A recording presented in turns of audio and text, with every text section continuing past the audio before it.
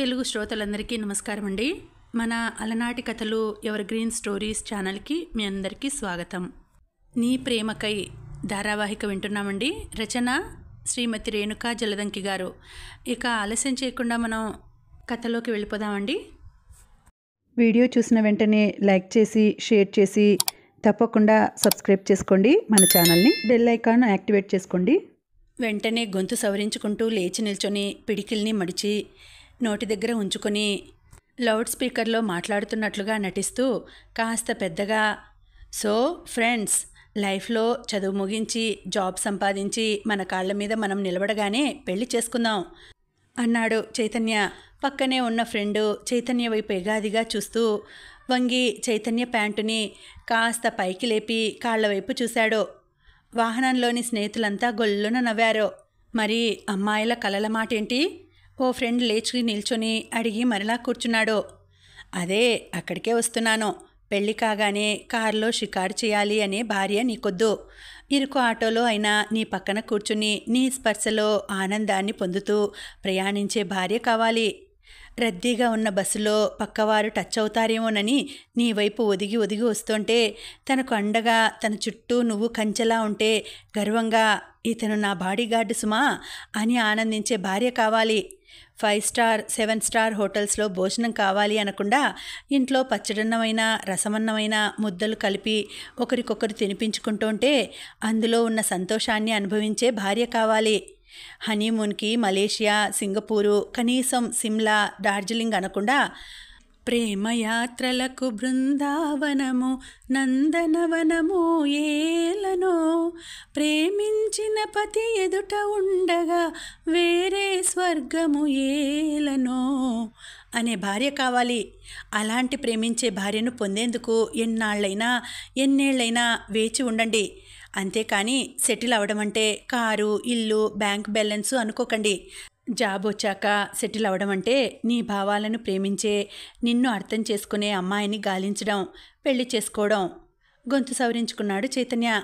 కావున ఫ్రెండ్స్, పెళ్ళి చేసుకొని ఇల్లు చూసుకొని చల్లగా కాలం గడపాలోయ్, ఎల్లరూ హాయిగా ఉండాలోయ్, ఎల్లరూ హాయిగా ఉండాలోయ్ రాగంతో పాడి ఉపన్యాసం ముగించినట్లుగా ఊపిరి పీల్చుకోగానే వావ్, ఒక్కసారి అరుపులతో చప్పట్లతో దద్దరిల్లింది వాహనం. 2-3 లేచి వెనకకు వచ్చి చైతన్యను హగ్ చేసుకున్నారు. అమ్మాయిలైతే చైతన్య వైపు ఆరాధనగా చూశారు. ఉత్సాహం ఉరకలేస్తున్న అబ్బాయిలు, అమ్మాయిలు వారంతా. సరదా గొడవలు, నవ్వులు, కేరింతల మధ్య సాగిపోతున్న సుమో ఒక్కసారి చిన్న జర్కిచ్చి ఆగింది. ఏమైందా అని అందరూ మాటలు ఆపేసి విండోస్ ఓపెన్ చేసి క్రిందకు చూశారు. కొందరు డోర్ వద్దకు వెళ్లారు. కిటికీలోంచి తొంగి చూసిన చైతన్యకు ఒక్క క్షణం తన చుట్టూ మాటలు, శబ్దాలు వినిపించడం మానేశాయి. కేవలం కళ్ళు మాత్రమే పనిచేయసాగాయి. సుమో డోర్ వద్ద నిల్చుని డ్రైవర్తో డోర్ వద్దకు వెళ్లిన చైతన్య ఫ్రెండ్స్తో కంగారుగా మాట్లాడుతూ అర్థిస్తున్న ఓ అమ్మాయి కనిపించింది. లేత నిమ్మపండు రంగు మీద నేవీ బ్లూ లైట్ వర్క్ చేసి ఉన్న టాపు, నేవీ బ్లూ లెగ్గిన్ వేసుకుని ఉంది. తను వేసుకున్న టాప్తో పోటీ పడుతున్న శరీర ఛాయ, పొట్టిగా ఉన్న చక్కటి ముక్కు, ఫోటో ఫ్రేముల్లో చిత్రించే ఆకారంలో ఉన్న పెదవులు, చిన్నగా ఉన్న తీరైన గడ్డం, ముద్దివ్వలేకపోయినా చేతులతో అయినా సున్నితంగా స్పృశించాలనిపించే బుగ్గలు, మీనాల్లాంటి కళ్ళు, అంటే ఇవేనేమో అనిపించే నయనాలు. ఇన్ని మాటలెందుకు, స్టార్ట్ చేయండి బండిని. మా ఫ్రెండ్స్లో ఎవరో ఒకరు గట్టిగా అరవడంతో ఇహలోకంలోకి వచ్చాను. ఏమైంది అడిగాను పక్కన ఫ్రెండ్ని. వాడు ఇంతసేపు ఎక్కడున్నావు అన్నట్లు నా వైపు ఓ చూపు పడేసి, ఎవరో ఒక ఆవిడకు గడ్డి కోస్తుంటే బొటనవేలు తెగిందట. ఆ వేలుని భద్రపరిచి తీసుకువచ్చింది ఆ అమ్మాయి. ఆవిడను వెంటనే తీసుకువెళ్ళి విజయనగరం హాస్పిటల్లో చేరిస్తే ఆ వేలు అటాచ్ చేయడానికి ఉంటుందట. మనందరినీ దిగి పెళ్ళింటికి ఓ 2 కిలోమీటర్లు ఉంటుంది, నడిచి వెళ్ళమంటోంది ఆ అమ్మాయి. ఆవిడను హాస్పిటల్లో చేర్పించి అంతగా అయితే లగేజ్ జాగ్రత్తగా తనే సుమోలో ఉండి పెళ్ళింటికి చేరుస్తానంటోంది. ఇంతకు ఏమవుతుందట ఆవిడ ఆ అమ్మాయికి ఎవరో అడిగారు. అదే కదా విచిత్రం. ఆ అమ్మాయి పొలంలోకి షికారుగా వస్తే కనిపించిందట. కనీసం ముఖపరిచయం కూడా ఉన్నట్లు కూడా లేదు. ఆవిడ పేరు కూడా ఇప్పుడే కనుక్కుంటోంది ఆ అమ్మాయి. ఈ కాలంలో కూడా ఇలాంటి వారుంటారా? రోడ్డు మీద యాక్సిడెంట్స్ చూసి కూడా 108కి ఓ ఫోన్ చేయడానికి కూడా వారి విలువైన కాలాన్ని గురించి ఆలోచిస్తున్న ఈ రోజుల్లో మరొక ఫ్రెండ్ అంటున్నాడు. ఇదంతా సరే, తనే వేరే వెహికల్లో వెళ్ళవచ్చుగా? మేధావి ఫ్రెండ్ ఒకరు సలహా ఇచ్చాడు. నెక్స్ట్ వెహికల్ గురించి ఆలోచనే లేదంటోంది ఆ అమ్మాయి. ఎంత త్వరగా తీసుకువెళ్తే అంత మంచిదట. ఆలస్యం చేస్తే వ్రేల్లో జీవకణాలు నశిస్తాయట. ఏదో చెప్తోందిరా, అసలు మన మాట వినిపించుకోవడం లేదు. ఏ మాట కామాట చెప్పుకోవాలి గాని అమ్మాయి ఉందిరా బాబూ. మరొకడు కళ్ళు వెడల్పు చేసి ఊపిరి గట్టిగా పీల్చుకున్నాడు. 2 కిలోమీటర్లే కదా, ఎంతసేపు నడుస్తాము, వెళ్దాం పదండి అన్నాడు చైతన్య. ఈ ఎండలో అంత దూరం నడిస్తే అయిపోతాన్రా బాబు. వాళ్ళిద్దరికీ సుమో అవసరం లేదు, ఏ బైకో వచ్చినా సరిపోతుంది. అరే, ఊర్లోకి వెళ్ళి బైకు పంపిస్తామంటున్నా వినడం లేదు ఆ అమ్మాయి. ఆలస్యమవుతోంది అంటోంది. చైతన్యకు కూడా నిజమే అనిపించింది. నిజమే కదా, మనం ఎటు ఇక్కడ 2 డేస్ ఉంటాము. పెళ్లిలో ఫుల్లుగా తినే పనిలోనే ఉంటాం. జిమ్ ఉండదు, జాగింగ్ ఉండదు. ఇదో ఎక్సర్సైజ్ అనుకుందాం, పదండి దిగేద్దాం. ఆ అమ్మాయి అన్నట్లు టైం వేస్ట్ చేయకుండా. అరే, ఈ ఏజ్లో నడకకు భయపడడం ఏంట్రా? వాసు, శివ, అశోక్, గెటప్ అంటూ తొందర పెట్టాడు.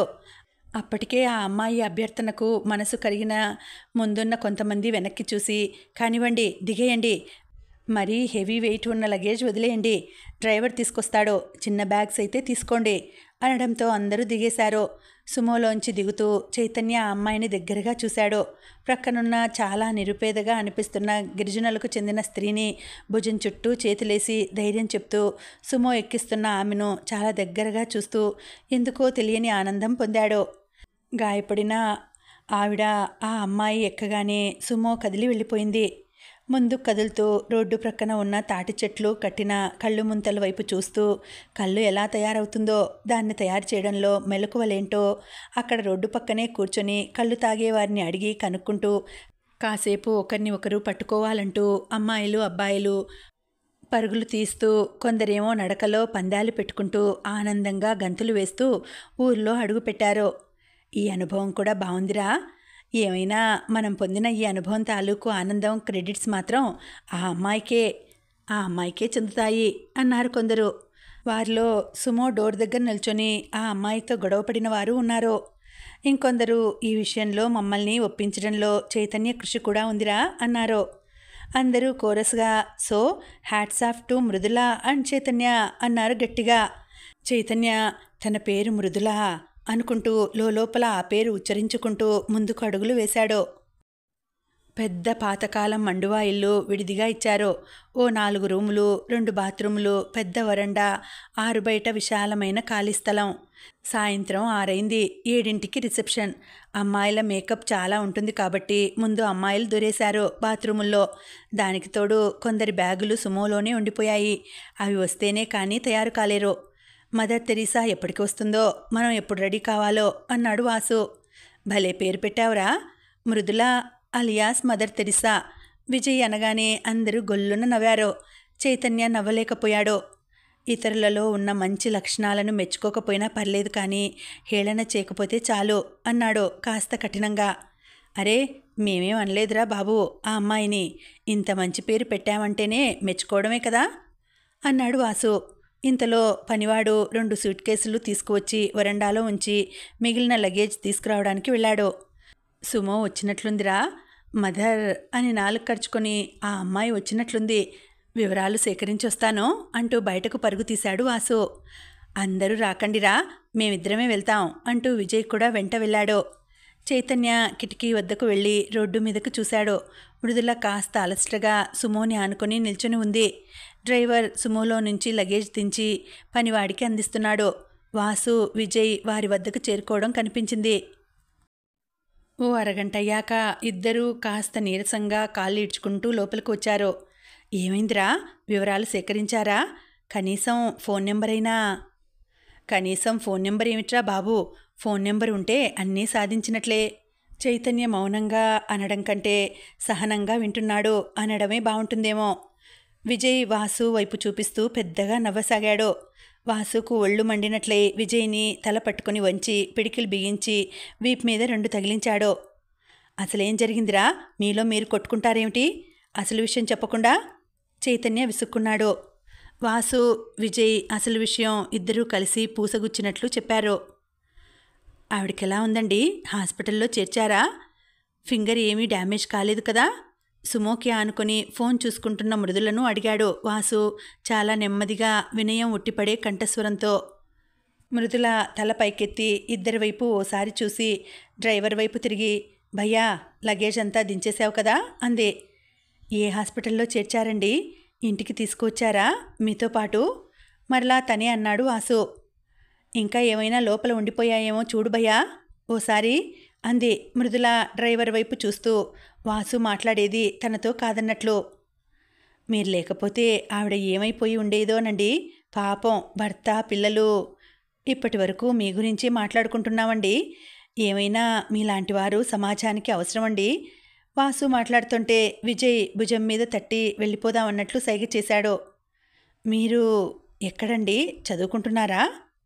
వాసు మాట్లాడుతుంటే విజయ్కి డౌట్ వచ్చినట్లు ముందుకు వంగి వాసుకు మాత్రమే వినిపించేట్లు, ఒంట్లో సిగ్గు, శరం, చీము, నెత్తురు ఉన్నాయా అంటూ ఉండేదిరా మా అమ్మమ్మ. బాగా కోపం వచ్చినప్పుడు నాకు అర్థమయ్యేది కాదు. అంటే ఏంటో ఇప్పుడు ప్రత్యక్షంగా చూస్తున్నాను అన్నాడు. మృదుల ఏమనుకుందో కానీ ఫోన్లో నుంచి తల పైకెత్తి వాసు, విజయ్ల వైపు సూటిగా చూస్తూ, సుమారు 15 మంది పైనే ఉంటారు ఆ వెహికల్లో. మీలో ఏ ఒక్కరికైనా నాకు కనీసం సాయం రావాలన్న ఆలోచన అయినా వచ్చిందా? మందులు తీసుకురావడం దగ్గర నుంచి ఆ భయ్య డ్రైవర్ని చూపిస్తూ హెల్ప్ చేశాడు. ఎప్పుడూ పర్సుతో పాటు ఏటీఎం కార్డు దగ్గర ఉంటుంది కాబట్టి సరిపోయింది, ఇబ్బంది పడలేదు. ఇప్పుడు నా వివరాలు, స్నేహం మీకు అవసరం అంటారా? మీరే కాదు, మీతో ప్రయాణించిన ఏ ఒక్కరితో కూడా నాకు స్నేహం చేసే ఉద్దేశం లేదు. బాయ్ అంటూ డ్రైవర్ వైపు చూస్తూ, భయ్యా, ఎప్పుడైనా ఫోన్ చేస్తూ ఉండు, వదిన పిల్లలను అడిగానని చెప్పు అంటూ చకచకా నడుస్తూ వెళ్ళిపోయింది. అలాగే చెల్లమ్మ, ఉంటాను అంటూ సుమో ఎక్కబోతున్న డ్రైవర్ని భుజం మీద చెయ్యి వేసి ఆపాడు వాసు. ఆ అమ్మాయి ఫోన్ నెంబర్ ఉందా నీ దగ్గర అంటూ కొద్దిగా గంభీరం నటిస్తూ అడిగాడు. డ్రైవర్ నింపాదిగా కింద నుంచే సీట్లో ఉన్న స్వీట్ ప్యాకెట్ తీసుకొని ఓపెన్ చేసి చూస్తూ, అరే, అన్నీ ఒక్కొక్క రకం 2 స్వీట్లున్నాయి. నేనెప్పుడూ ఇలా తీసుకోలేదు. ఎవరికైనా ఇచ్చేటప్పుడు ఇలా ఇస్తేనే బాగుంటుందేమో కదా. వాళ్ళు ఏమి ఇష్టపడతారో మనకు తెలియనప్పుడు ఏమైనా ఇలా స్వీట్లు ఇవ్వడంలోనే తెలుస్తోంది ఆమె గొప్పతనం అన్నాడు ఒకటి నోట్లో పెట్టుకుంటూ. ఫోన్ నెంబర్ ఇస్తావా భయ్యా? ఈసారి వాసు గొంతులో గంభీరం కాస్త తగ్గుముఖం పట్టింది. ఓసారి మా ఫ్రెండ్ ఇంటికి వెళ్తూ కోవా స్వీటు తీసుకువెళ్ళాను. నేను 2 రోజులకోసారైనా వాళ్ళ ఇంటికి వెళ్ళేవాడిని. నా ఫ్రెండ్ భార్య స్వీట్ ఇచ్చి టీ ఇచ్చేది. వరుసగా ఓ వారం పాటు కోవానే పెట్టింది నాకు. వారం తర్వాత వేరే స్వీట్ ఇస్తూ, మీరు తెచ్చిన స్వీట్లు ఇవాళ్టితో అయిపోయాయన్నయ్యా అంది. అప్పుడు అర్థమైంది వాళ్ళింట్లో ఎవ్వరూ కోవా తినరని అన్నాడు వాటర్ బాటిల్ మూత తీస్తూ. వాసు జేబులో నుంచి 100 నోటు తీసి అతని జేబులో పెట్టబోతూ, ఫోన్ నెంబర్ ఇస్తే ఏమైంది అన్నాడు.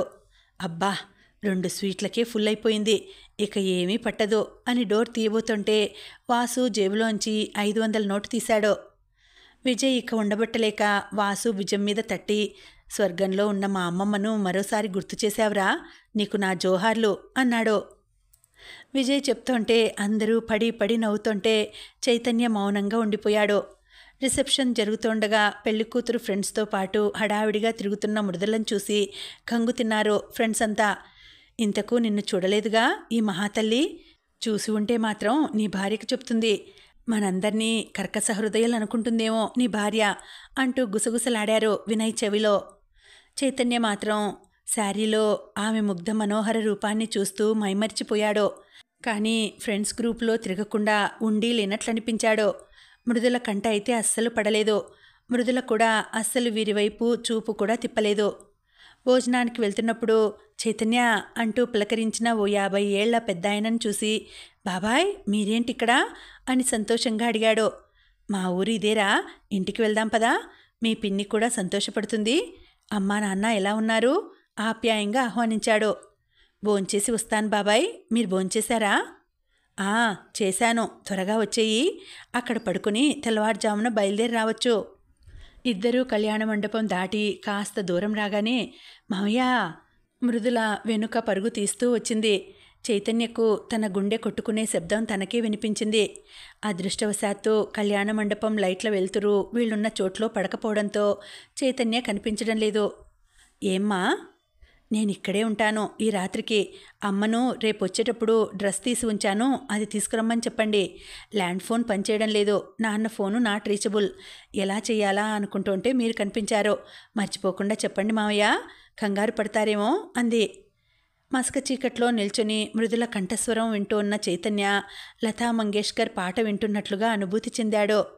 మృదుల వెళ్ళగానే ఎవరు బాబాయ్ అన్నాడు. సుధాకర్ అని, మీ పిన్నికి కాస్త దూరపు చుట్టంరా. మంచి ఫ్యామిలీ, ఒక్కతే అమ్మాయి, చాలా మంచి అమ్మాయి. హైదరాబాదులో సాఫ్ట్వేర్ జాబ్ చేస్తుంది. మన ఇంటి ప్రక్కనే ఇల్లు. అవును, నీకేదైనా మంచి సంబంధం ఉంటే చూడమని చెప్పింది మీ అమ్మ. ఈ అమ్మాయిని చూడమంటుందేమో అడుగు. నేను సుధాకర్తో ఈ విషయం ప్రస్తావిస్తాను అన్నాడు దివాకరం బాబాయ్. వెతకబోయిన తీగ కాలికి అడ్డం పడడం, రొట్టె విరిగి నేతిలో పడడం, తంతే గారెల బుట్టలో పడ్డట్లు ఇలాంటి బోలెడు సామెతలు గుర్తుకు వచ్చాయి చైతన్యకు. ఇంటికి రాగానే పిన్ని మర్యాదలన్నీ పూర్తయ్యాక తల్లికి ఫోన్ చేశాడు. విషయం చెప్పగానే ఆవిడ సంతోషం చెప్పనలవి కాలేదు. అమ్మయ్యా, ఎన్ని సంబంధాలు వెతకాలో అనుకున్నాను. దివాకరం బాబాయ్కి వాళ్ళను కనుక్కోమని నేను ఫోన్ చేస్తాను. అమ్మా, నాన్నైనా ఏమంటారా? నీ ఇష్టం ఎందుకు కాదంటారు చెప్పు. ఫోన్ రింగ్ కావడంతో లిఫ్ట్ చేయగానే ఫ్రెండ్స్ గోల చేశారు, చెప్పకుండా ఎక్కడికి వెళ్ళావని. ఉదయాన్నే పెళ్లి టైంకి వచ్చేస్తానని చెప్పడంతో సద్దుమణిగారు. చైతన్య ఆ రాత్రి ఎలా నిద్రపోయాడో తెలియదు. తెల్లవారుజామున 5ంటికే లేచి రెడీ అయ్యి విడిదింటి వద్దకు వెళ్ళాడు. చైతన్య వెళ్ళేసరికి అందరూ లేచి తయారవుతూ ఉన్నారు. చైతన్యం చూసి చెప్పకుండా ఎందుకు వెళ్ళావని గొడవ చేశారు. కాస్త నచ్చ చెప్పాక సద్దుమణిగారు. కళ్యాణ మండపం మీద పూజారి అసిస్టెంట్ సహాయంతో ముందుగా కావలసిన ఏర్పాట్లు చూసుకుంటున్నాడు. చైతన్య మృదుల ఎక్కడైనా కనిపిస్తుందేమోనని కళ్ళతో గాలిస్తున్నాడు. మ్యూజిక్ సిస్టంలో సాంగ్ వినిపిస్తోంది. అందం అమ్మాయైతే నీలా ఉందే అన్నట్లుందే అంటూ. ఓ క్షణం చైతన్యకు అంతా నిశ్శబ్దం.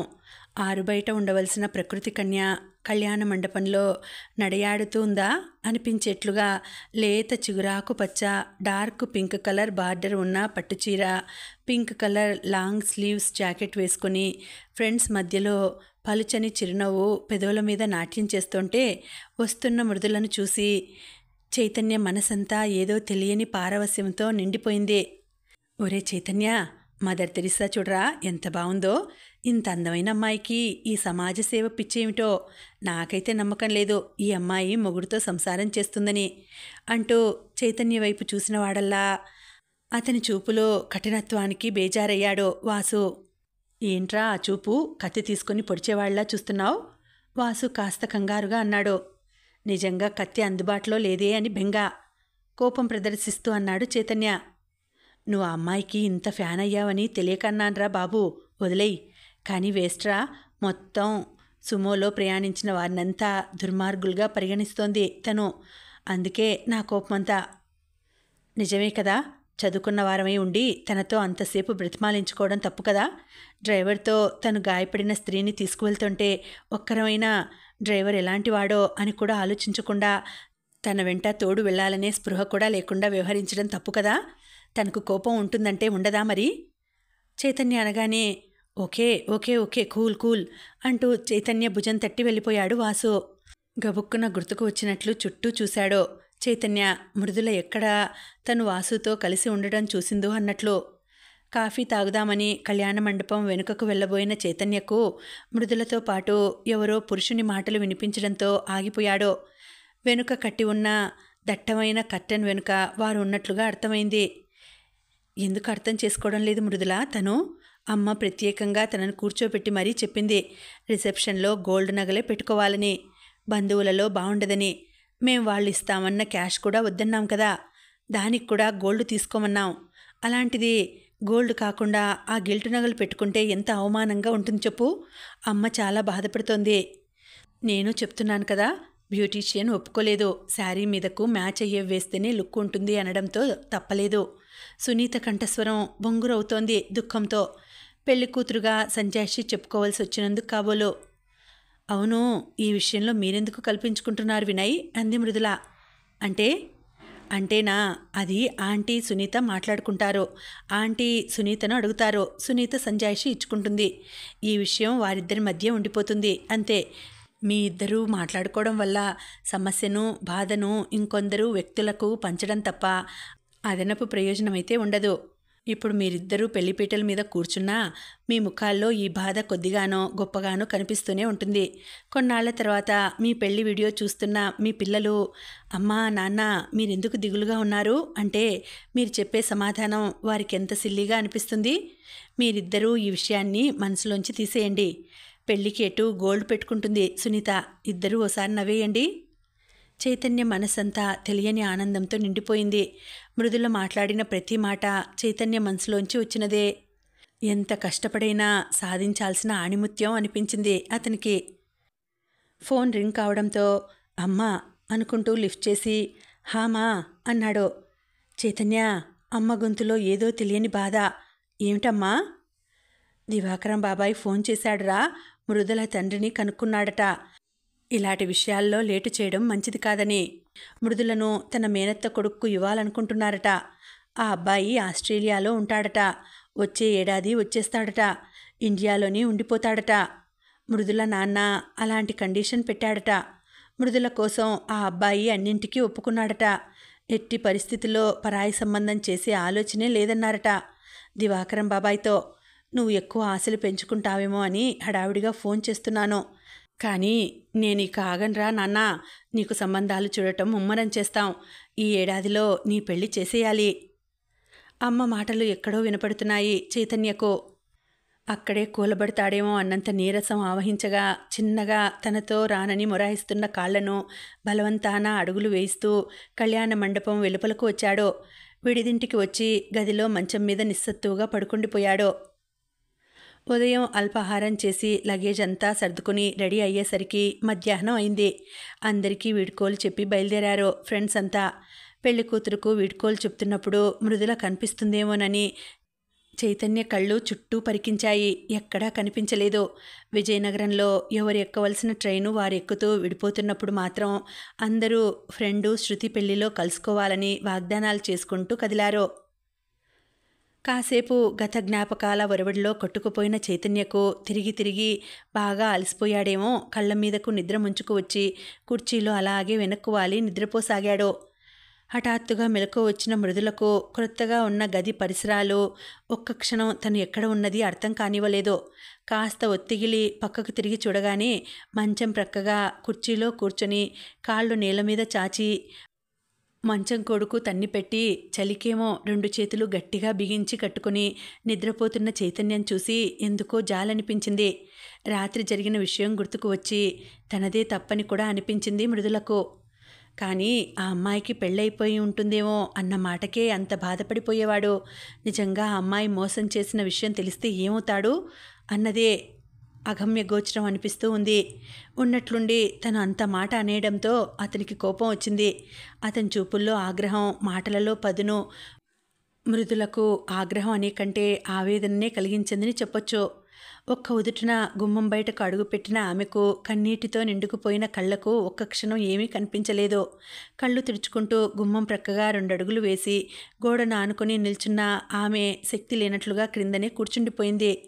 మోకాళ్ల చుట్టూ చేతులు వేసి దగ్గరకు తీసుకుని ముడుచుకొని కూర్చొని ఏడుపు అణుచుకుంటున్న ఆమెకు శరణ్య బయటకు రావడం, తర్వాత చైతన్య కూడా రావడం, ఇద్దరూ కంగారు పడడం, బైకు స్కూటీలు తీసుకుని పరుగులు తీయడం తెలుస్తూనే ఉంది. కానీ ఎందుకో ఇద్దరినీ వెనుకకు పిలవాలనిపించలేదు. కాసేపు అలాగే కూర్చొని నెమ్మదిగా తలెత్తిన ఆమెకు చుట్టూ ఉన్న చీకటి, నిశ్శబ్దం కాస్త భయాన్ని కలిగించింది. నెమ్మదిగా లేచి ముందుకు వేసి ఉన్న తలుపు తోసుకుని లోపలికి అడుగుపెట్టింది. చైతన్యకు కాలు ఫ్రాక్చర్ అనగానే కంగారులో ఫోన్ కూడా తీసుకోకుండా పరుగులు తీయడం ఎంత పొరపాటో తెలిసి వచ్చింది. ఎక్కడ వెతుకుతున్నారో ఇద్దరూ. పాపం ఫ్రాక్చర్ అయిన కాలుతో బైకు నడపాలంటే కష్టం కదా. ఎందుకింత తెలివి తక్కువ పనిచేసింది తను. మృదుల తనను తాను మనసులో తిట్టుకుంది. ఓ పక్క మధ్యాహ్నం ఎప్పుడో తిన్న భోజనం, కడుపులో ఎలకలు పరిగెడుతున్నాయి. చైతన్య కూడా తిని ఉండడేమో. ఒక్కసారి గదంతా పరికించి చూసింది.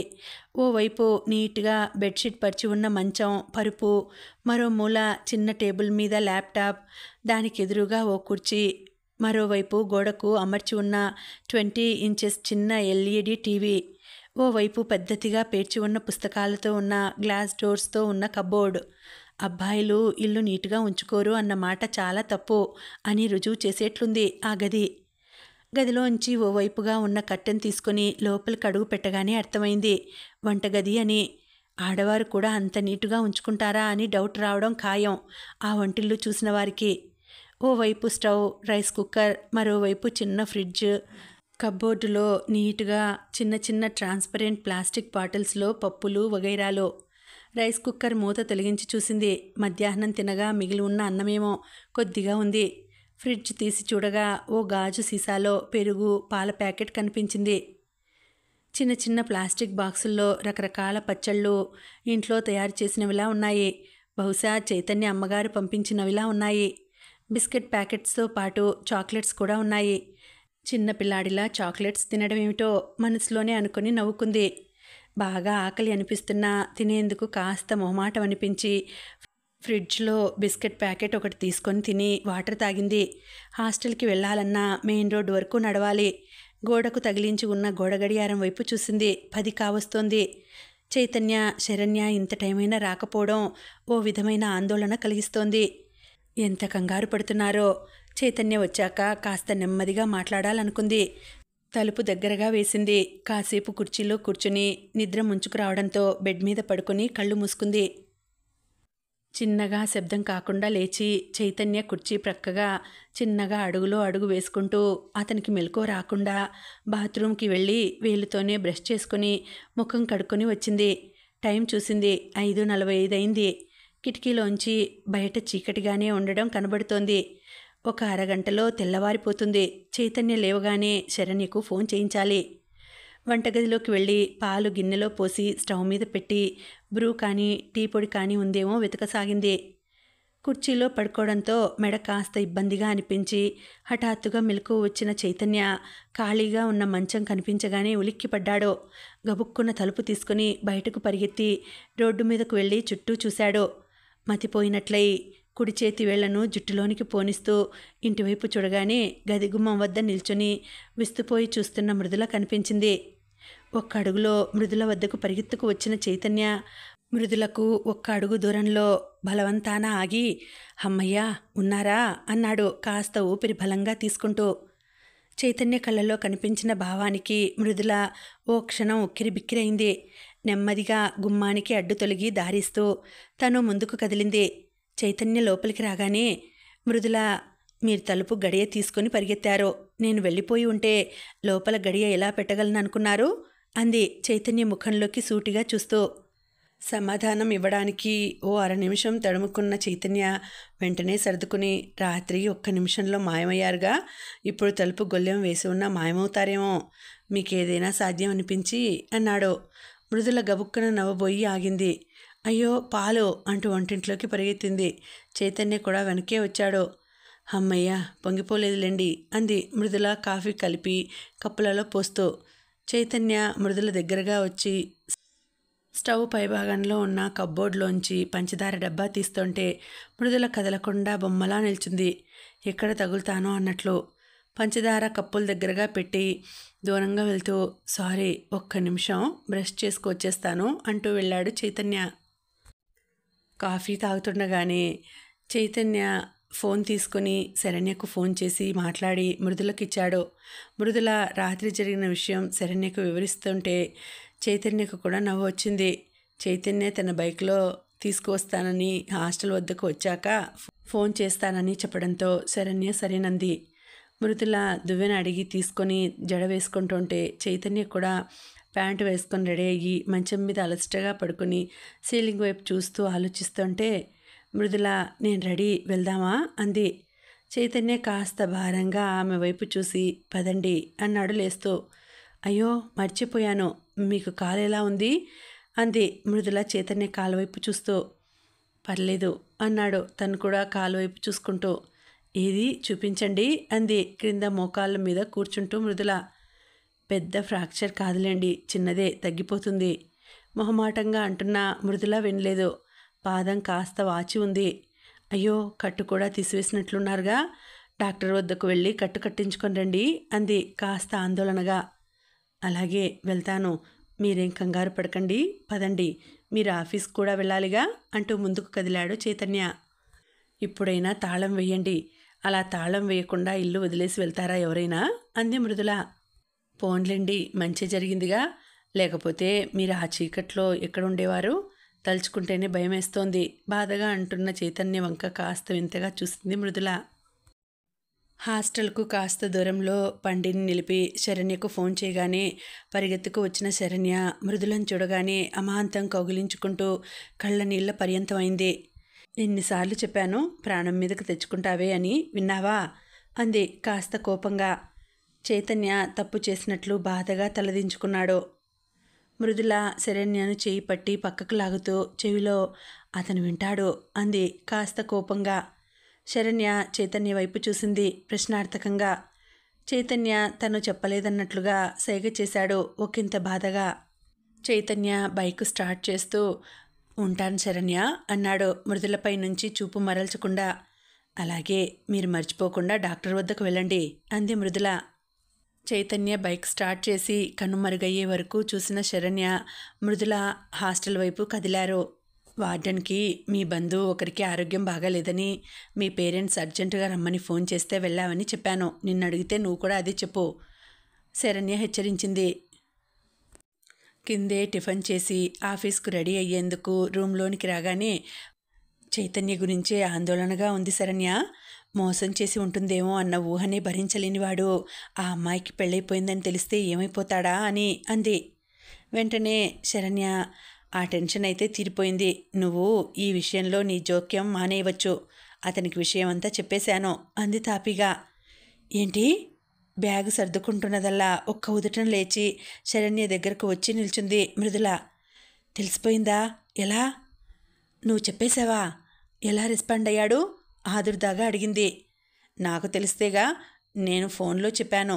బాగా డిసప్పాయింట్ అయ్యాడని అయితే అనిపించింది ఫోన్లో కంఠస్వరం వింటోంటే. కానీ ఇట్స్ ఓకేలే. మరి నువ్వు అనుకున్నట్లు ఆత్మహత్య చేసుకునేంత అయితే కాదు. ఏం ప్రాబ్లం లేదు. ఇక నువ్వు అతనికి దూరంగా ఉండటం మంచిది హెచ్చరింపుగా అంది శరణ్య. మృదుల ఆలోచనలో పడిపోయింది. అతని ప్రవర్తనలో మార్పు కనిపించడానికి ఇదా కారణం అనుకుంటూ ఉన్నదల్లా, ఎందుకైనా మంచిది, ఓసారి ఫోన్ చేద్దామా అంది. అవసరమంటావా? శరణ్య తీక్షణంగా చూసింది మృదుల కేసి. తప్పేముంది, పోని నువ్వే చెయ్యి, ఏదో ఆఫీసు విషయం మాట్లాడు అంది మృదుల. అవసరం లేదు, కాసేపటికి ఆఫీస్కి వెళ్తున్నాను, అక్కడే మాట్లాడవచ్చు. సరే అయితే ఎలా ఉన్నాడో గమనించు. ఏమాత్రం డిప్రెషన్ గమనించినా అతని వద్దకు వెళ్ళి మాట్లాడు అంది మృదుల. సరే, టైం అవుతుంది, పదా వాదన ఎందుకన్న ధోరణిలో అంది శరణ్య. ఆఫీస్కు వెళ్ళాక చైతన్య ధ్యాస వదిలేసి ఆఫీస్ వర్క్లో లీనమైంది మృదుల. లంచ్ టైంలో ఫోన్ శరణ్య నుంచి లిఫ్ట్ చేయగానే, మృదుల, చైతన్య నీకేమైనా ఫోన్ చేశాడా అంది.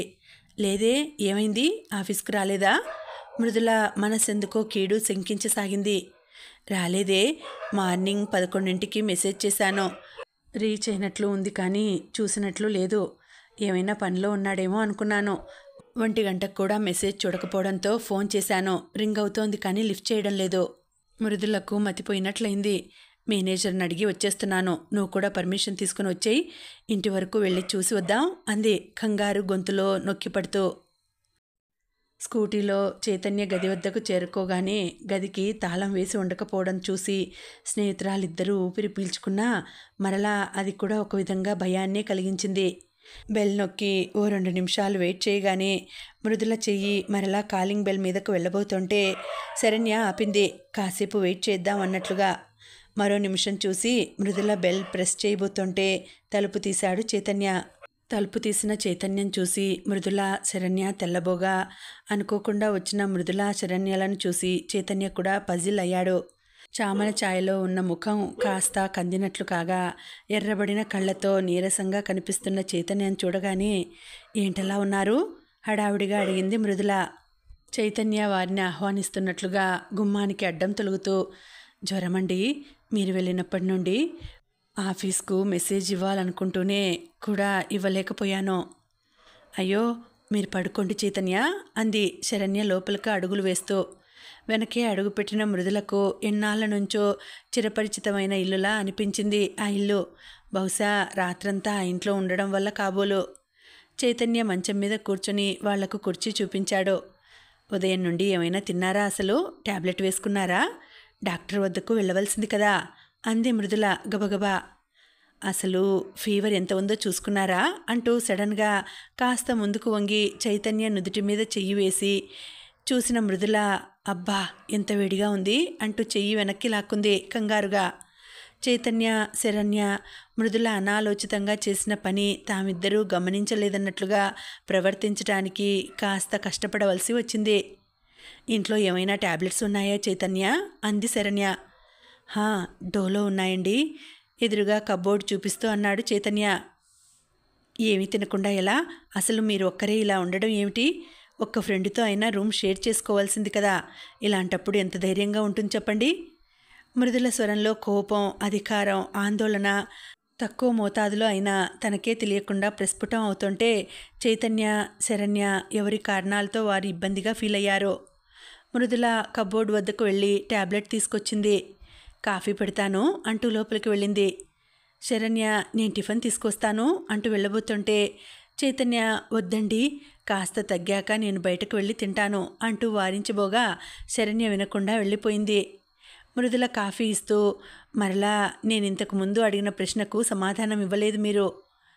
స్నేహితులకు దూరంగా ఒక్కరే ఎందుకు ఉంటున్నారు మీరు? కనీసం ఒక్క కొలీగ్తో అయినా రూమ్ షేర్ చేసుకోవాల్సింది కదా. ఇరుకు కూడా కాదు కదా. రూము అనడం కంటే ఇల్లు అనడమే బాగుంటుంది అనేలా ఉంది ఈ గది. టాబ్లెట్ ఇవ్వండి చేయి చాస్తూ అన్నాడు చైతన్య. వద్దు, ఉదయం నుంచి ఏమీ తినలేదు కదా. శరణ్య వచ్చాక టిఫిన్ చేసి వేసుకోవచ్చులేండి. చైతన్య కాఫీ సిప్ చేయబోతూ, మీరు అన్నాడు. మేమిప్పుడే భోజనం చేసి వచ్చాము అంది. చైతన్య కాఫీ తాగి కప్పు తీసుకొని లేవబోతుంటే మృదుల అందుకుంది. చైతన్య ఎంత వారించినా వినకుండా. ఏమంటారు? మీ ఫ్రెండ్తో ఎవరితోనైనా ఉంటారా? లేక శరణ్యను మీ ఆఫీస్లో కొలీగ్ ఎవరైనా రూమ్ అవసరమైన వారుంటారేమో కనుక్కోమంటారా? బట్టి విక్రమార్క కథ విన్నారా మృదుల? చైతన్య నోటి వెంట వింటుంటే తన పేరు చాలా బాగున్నట్లు అనిపించింది మృదులకు. సినిమా కూడా చూశాను. ఎందుకు అంది.